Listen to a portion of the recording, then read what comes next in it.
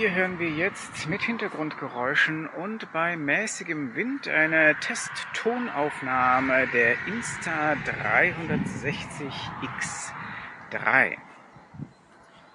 Jetzt hört man die zweite Mikrofonfunktion der Insta360X3, und zwar ist die interne Windgeräuschreduktion aktiviert. Das ist also jetzt wahrscheinlich ein Stückchen Prozessor oder ein Stückchen künstliche Intelligenz.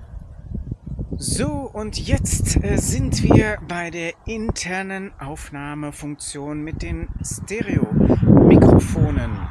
Immer noch derselbe Wind, Nebengeräusche im Hintergrund, der Kundendienst fährt gerade vorbei. Und nun haben wir hier das DJI Mic 2 im Vergleich dazu mal per Bluetooth mit der X3 verbunden. Das klingt dann so. Natürlich ist der Popschutz oder beziehungsweise Windschutz, die tote Katze, hier oben aufgesetzt, weil es ja leicht windig ist, wie ihr sicherlich auch an meinen Haaren sehen könnt.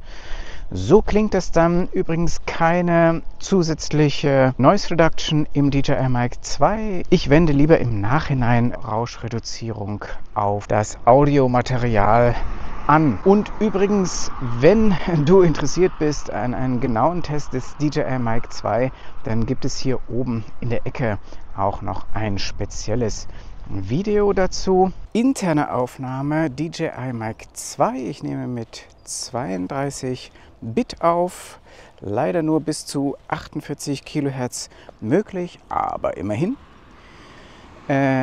Auch ist es leider nicht möglich, dass wenn man das DJI Mic 2 im Bluetooth-Modus betreibt, dann eventuell noch zusätzlich die interne Aufnahme zu starten. Deswegen musste ich die Verbindung zwischen der X3 und dem DJI Mic 2 leider kappen.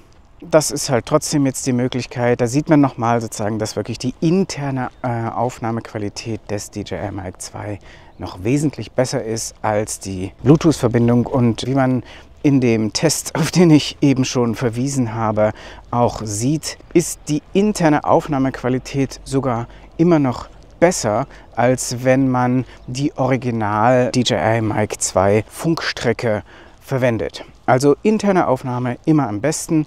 Die Synchronisierung ist relativ einfach, und zwar, wenn man innerhalb eines Videos dann zum Beispiel einen konkreten Punkt setzt, wie diesen hier, ja, dann nutzt man den, um die Audioaufnahme und die Kameraaufnahme, weil hier läuft ja jetzt parallel das interne Kameramikrofon noch mit, dann im Anschluss zu synchronisieren.